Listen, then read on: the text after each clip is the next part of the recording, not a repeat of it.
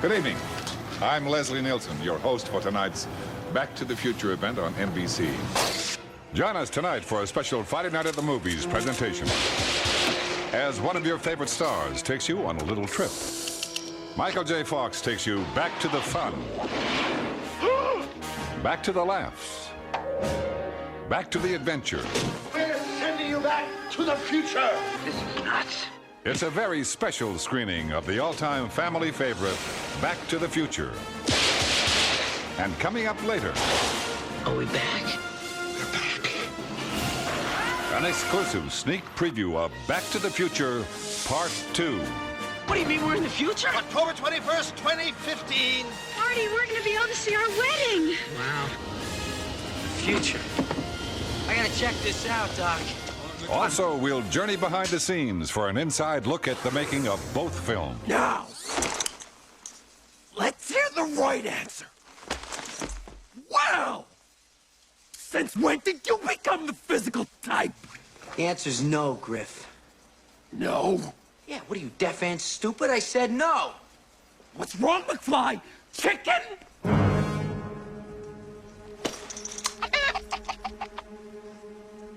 What did you call me, Griff? Chicken! McFly! Nobody calls me chicken.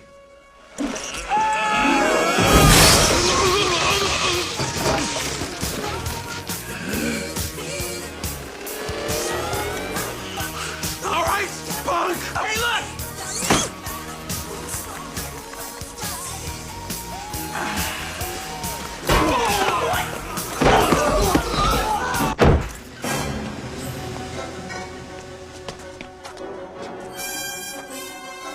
Hey, stop! Little girl, stop! Look, I need to borrow your hoverboard. Marchy McFly, Marchy McFly. Year 6 of Marchy McFly, ready or not. Year 6 of Marchy McFly. I'm back, great Scott. It's year 6. 31 straight days for you. In year 6. It's Back to the Future Part 2. Every day. Gonna have a little talk of Marty and Doc. Marty and Doc. Marty and Doc. Marty and Doc. Marty and Doc.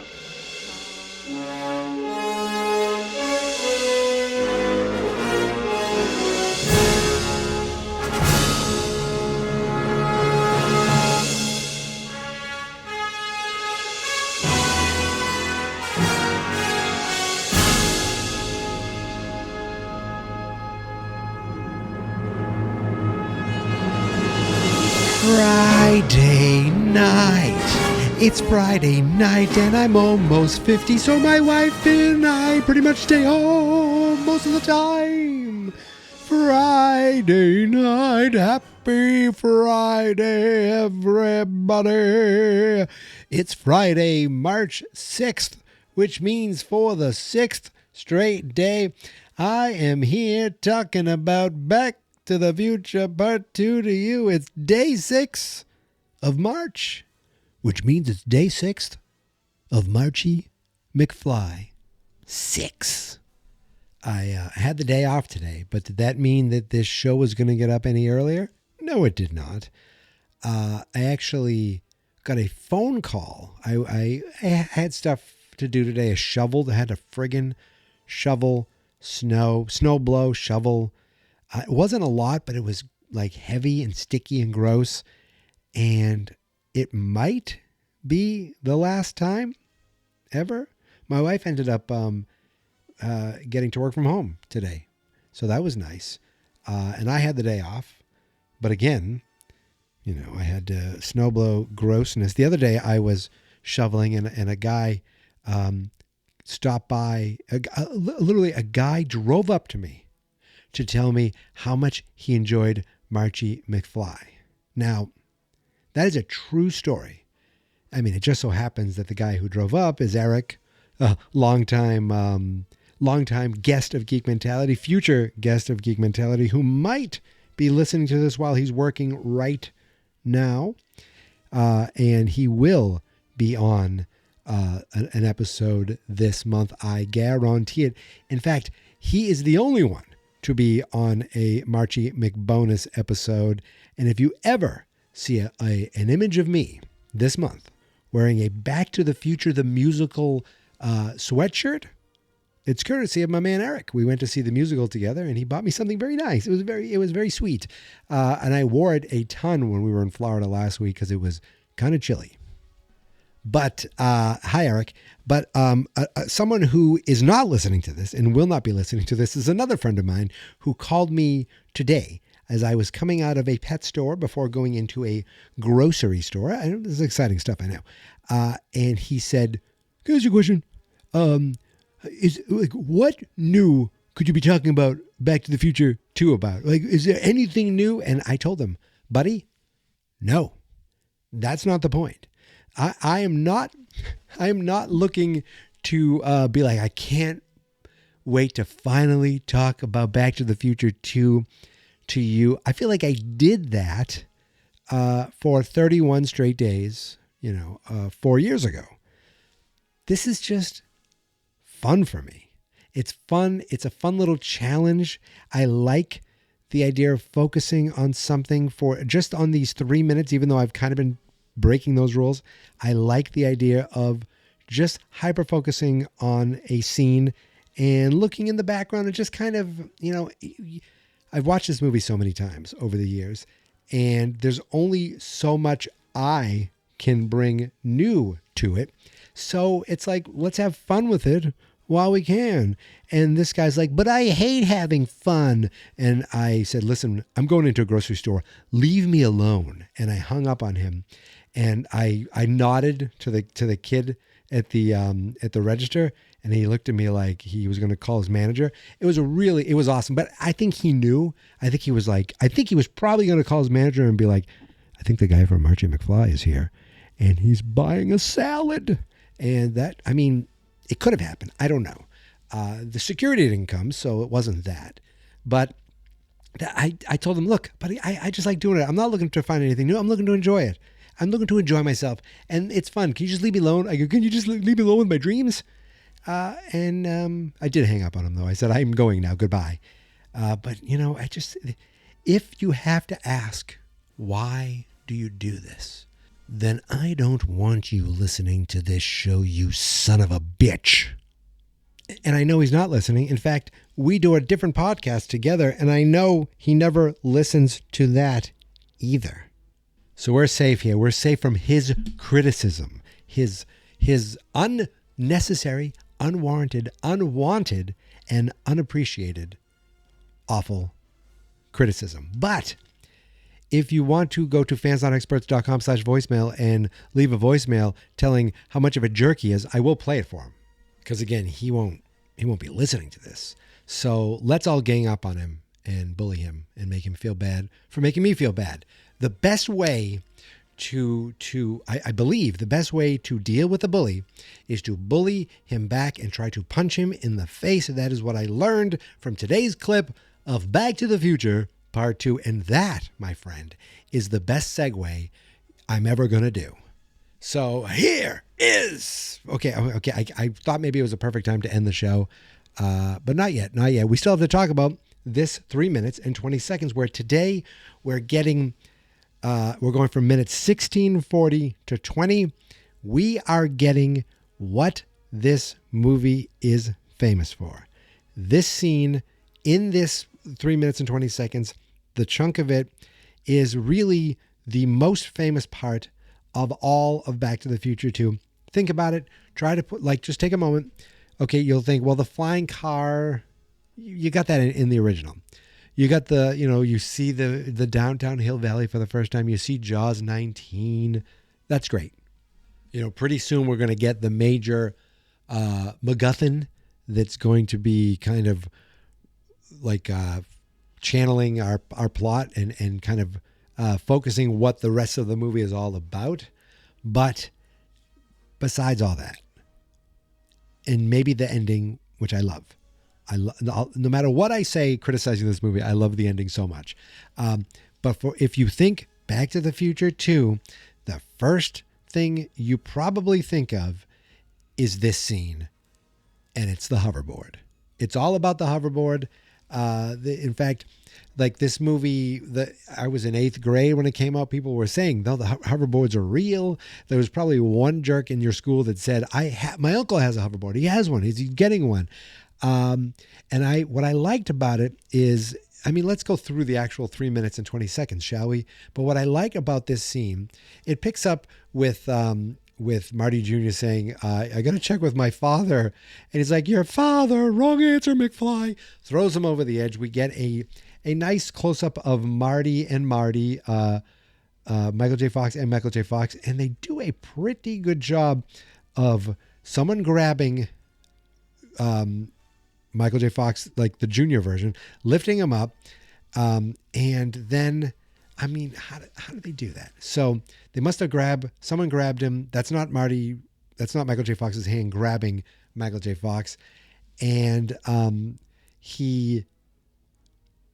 I guess they cut him out, left the hand there, and then put the other Michael J. Fox. That's what I'm guessing. Nowadays it's all computers, guys. It's all computers and artificial intelligence, that, quote unquote intelligence. But I do like when he's like, all right, Griff, I'll do whatever you say. So there's, as much as the hoverboard is great in this, there is some cringeworthy line reads in this scene too, from everybody on Griff and Griff's crew. Michael J. Fox is fine here. He gets up and he's he looks like a completely different person, because he is. He's confident. His hair is a little drier. His eyes are a different color, which again, I just noticed for the first time. I believe Biff and Griff have different color eyes too. I do like when Griff goes, keep pedaling, you two. But when Marty jumps over the counter and he shoves Griff away, Griff says, when did you become the physical type? And I hate that. I didn't like that. Now, I'm guessing that maybe it's because of now, Doc did say he has some wires loose in his neural implants. So I think that's his way of being like, I am partly a robot. And in this scene, you actually get I've seen this movie I've definitely seen this movie 31 times. We know that. And dozens of times growing up.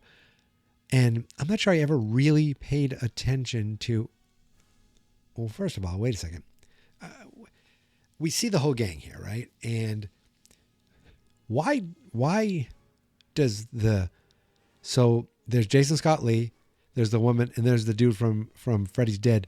Why does he have like the makeup on that he has? It's almost like, let's draw like a circuit board on your face. It was a tattoo. I don't know what it is, but I got distracted because it looks like there's a puppet of a police officer. I don't know what that has to do with the 80s. Is that something to do with, is that it almost like the way it has no legs? It reminds me of something out of Mr. Rogers, like where the king lived and the train and all that crap. But I don't know what the hell it is. And there's a hat underneath it. I don't know. I never really stopped to look at this scene, but I don't like the way that Griff talks. When did you become the physical type? And then we get another, we talked about yesterday Wild Gunman. And that was basically shoehorned in so that later we see that he can shoot in 1885. I know I'm getting ahead of myself. We'll talk about that next year. Yes, spoiler alert. But we also get something that it seems like it should be a character. It seems like we spent enough time with Marty that something like this would come up. The fact that Marty never lets anyone call him chicken. And it comes up multiple times in this movie.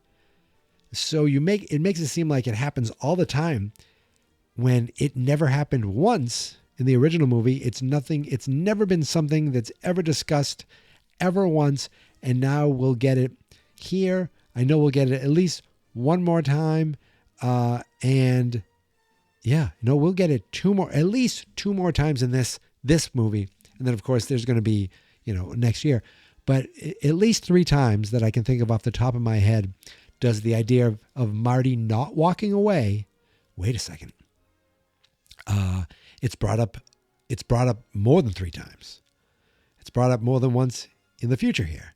It's brought up in the past, and it is discussed in the third movie. In the third movie. So we are definitely, we have to deal with this. This is definitely a characteristic of Marty McFly that never existed in the first one. Calling him chicken. What are you, chicken? And then the other guy has a sound effect because it's the future. Bark, bark, bark, bark. And he's like, nobody calls me. And I do like the way, like the bat that Biff has. I'm wondering how they did that, because unless they actually built a bat that is a Kirk Gibson. Does that say Kirk Gibson Jr.? The fact that they have a Kirk Gibson bat in 2015 is exciting, and I don't think I ever friggin' noticed that before. There must be a wire right hanging below the frame that's cropped out to get the bat to grow the way it does. It is a cool looking device. And, Marty turns around and he's like, nobody calls me. Oh, no, you have a bat. And like the next shot, Biff is going to try to murder him. Now, what's interesting about this, to me, in this scene, the most interesting part is that the video waiter of Ronald Reagan seems to also react to getting to Griff coming in with a bat. And I hope some of the charges that Griff and his gang get is also property damage for what they've done to the Cafe 80s. So Griff hits the bat, and the bat gets stuck, and we get a cool shot of how friggin' tall Biff is. Griff, god damn it, how tall Griff is. That is definitely not Bo Jackson. I see it now in the background. I said yesterday it was a Bo Jackson. I believe it's Darryl Strawberry. That's just my guess. I think that's a Mets. I think I see orange. So we get a very similar shot of the first movie where Biff stands up and we see Marty's eyes. We see it again. It's, something very familiar about all this. Sure. Because this is, they're playing the hits. So he does the exact same thing where he tells, hey, look over there, except this time Griff doesn't fall for it. He catches Marty's fist, and Marty's like, well, then I'm just going to shove you into your friends. And for some reason, you idiots are all going to fall down like dominoes.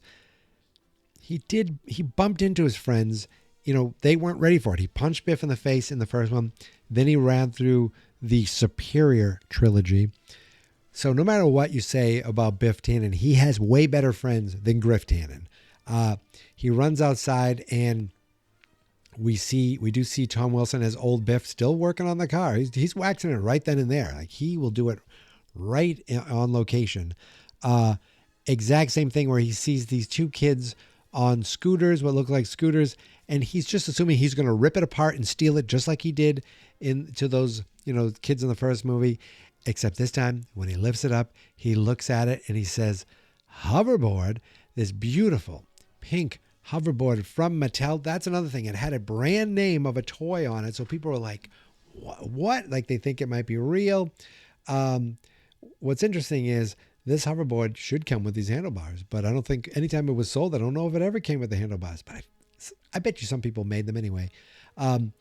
So Biff is outside. Griff's crew all run out of the shop together. And I think maybe they came out separately because Biff is there too. So they didn't want to do the, split screen for Thomas Wilson. Marty throws the hoverboard, and the way it lands, to me, this is where I'm like, oh, how did they do that? This is real. Like, that's what leads it. Later on, we see the bad guys, the bad kids, the bullies, whatever you want to call them, the gang, their hoverboards. They throw them down, and you can see that they're not really there. Like, you can tell that it's fake.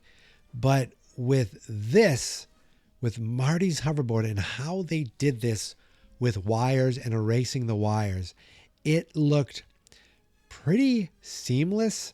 Now, what always bothered me, is that there's like a little slot for you to put your foot on, and Marty doesn't do that.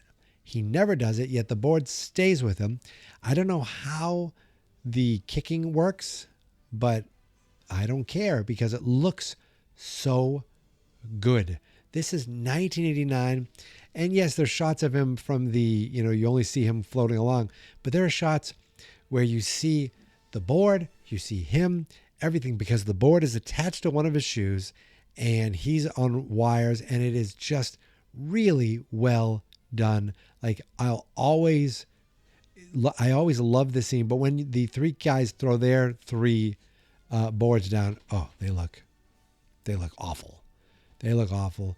But it's the best you could do in 1989. Then you see them going along and it's the same thing. Everyone's attached. Everyone's, following there must be like all these different wire rigs. It is just fantastic on the Universal back lot. Then we see a Jeep landing, and that looks like it's not quite there until it actually is there. Once it lands, Marty grabs onto that. Now, for some reason, in the original, Marty grabs onto, he grabs onto a Jeep when he's in 1985. He grabs onto other cars, but for some reason, this car must do this a lot because he takes a rope out of it like he's, water skiing. Why is that in this Jeep? They must do that with hoverboards. That must be a thing. So that leads me to think that there are kids everywhere who are basically doing the hoverboard water skiing thing in 2015. And yet it's never talked about. It was never mentioned or referenced in the cartoon. Nothing. I mean, come on. Why is it there? There's also a shot that every time I see it, it reminds me of the trailer. It reminds me of seeing the trailer for the first time. And it's Marty grabbing the Jeep, and then the three bad guys, I guess, the bullies, turning. And when they turn around, then we see just from the back them floating down after Marty. And it's a shot that is in the trailer, and to me, it just screams. I'm like, you ever see a shot in a movie? Maybe I'm the only one. Sometimes you see a shot that you're like, oh, that's from the trailer, and you actually remember it from the trailer, and it means something from the trailer. Like that shot is nostalgic because, first of all, it's awesome looking. Second of all, because it's, I just remember seeing this and being so excited for Back to the Future Part 2. But I've seen this so many times. You know who else has seen this so many times? Biff, because he's like, we see old Biff, and he's looking like something awfully familiar about all this. Then we see Griff show up. He got his giant baseball bat, unstuck from Ronald Reagan's television set, and he's ready to come, I guess, murder Marty because he tries to swing at him. It doesn't quite work. He ends up more property damage, hits the back of a 633 CS. Is that a BMW? I can't tell. That just looks like a regular car. Interesting. And it's at this point that Marty careens out of control, and the hoverboard skims on the water, and he just gets stuck on that pond in front of the courthouse, and he's kind of holding on for balance. And one of the guys goes, hey, those boards don't work on water. And then Jason Scott Lee says, unless you've got power. And I hate every single line read from all of them. These four, as the future, if the future ever turns out to look, a lot of the future is much worse than what we actually got. But if this was cool, ever, we're doomed. We're probably doomed anyway. But like this, I just hate everything about these four, except I love the hoverboards, and I like Griff just because of Thomas F. Wilson, and I like nostalgic wise how he's wearing and how he's acting and what he's wearing, but in reality, looking at this, they are just annoying. And when he goes, unless you've got power, that gives Griff an idea. He's like, oh, and that's where the 3 minutes and 20 seconds end. So really from like this section is pretty much all action. You know, at 20 seconds in, Marty takes over from Marty Jr. He tries to tell them no. And actually he was out instead of but he fell for the chicken. So this is all Marty's fault. This part, everything that happens here is Marty's fault. If he just walked out, you know, there wouldn't be any more property damage, and maybe these kids wouldn't be arrested either. Maybe they'd find the, the error of their ways, and they'd be doing okay. But instead, Marty succumbs to the being called a chicken because, who can come back from that? That's at like 1:10 in, and by the time we get to 1:30, that's where Marty realizes he cannot punch Griff after all. So that's definitely Thomas Wilson. So there must be a second old guy in makeup out there that's doing the car. It's working on the car because, I mean, I guess we have to show that, but there's a fun way of doing it, I guess, to go through the trouble to show it. What the hell does Griff have on his wrist? What the hell is that bracelet? I don't think I've ever even noticed it. It's got all these metal things on it, and it doesn't even make sense. It's like the costume designer was just like, I don't know, let's come up with something that is like Mad Max, but like high-end Mad Max. That's kind of what it looks like. High-end Mad Max. That's how Griff and his friends kind of dress. It's like if Mad Max, they weren't desolate, but they still had the same style. Like if they were living in a kind of a nice society where they had money and flying cars, but they had the same style. That's how I take this. So, and that's, now he's running, he's getting the hoverboard, and really from here on out, it is action all the way for the final seconds when they yell at him that he can't go on water. But then I ask, how's he floating? Like, what power does the hoverboard have to not move on water, but yet to somehow stay afloat? That doesn't make any sense to me. And yet I also don't care because it's Back to the Future 2. It is what it is. It's a fun movie. There. I was going to say it's a fun, good movie. It's a fun, okay movie. But what I mean is like, I don't have to poke holes in this. Like this doesn't add up because we're in the future and these things don't exist. So who cares? Jason Scott Lee has a red beard, or is that paint? God, the choices that were made here. Egads, they drive me crazy. And you know what? I'm not going to talk about it anymore. I'm done. I think I nailed it. Or I don't know if I nailed it, but I definitely did it. So I am going to head out right now. But I will be back again tomorrow to see what happens. I mean, Marty's stuck on the water. Griff seems to have an idea. And, we'll see if Marty can get out of this and see if he can make sure that his son and then daughter don't end up in prison. Let's hope, fingers crossed. We'll find out tomorrow. But until then, thank you guys so much for listening and for continuing to find the show and to, not being like that prick who called me today to say, well, like, what new could you talk about? I'm not here to talk about new, even though the bracelet was new. I'm here to talk about Back to the Future Part 2 again. Why? Because I love it. Talking about it. But I keep saying but, and I cannot lie. You other brothers can't deny. I will be back tomorrow, but until then, you can follow me on all the socials at Geek Mentality, except on TikTok, which is Geek Mentality Mike, the Facebook page, Fans Not Experts, the YouTube channel, Fans Not Experts, the website, fansnotexperts.com. My dog got up, walked around, went to the door, saw that I was still podcasting, and then went and lied down. How respectful can you get? I'm going to go take her out now. I'll be back here, same future time, same future channel. Until tomorrow, my friends, thank you for listening. Thank you for subscribing. Thank you for following. And here is my theme song. This is my podcast, I made it. Geek Mentality's what I named it. And I think you should listen and subscribe. Cause I'm kinda funny and awesome. I think that I'm worth your time. And I'm kinda handsome, my mom says. Please listen and Please subscribe. At least listen to this episode. Fans, not experts.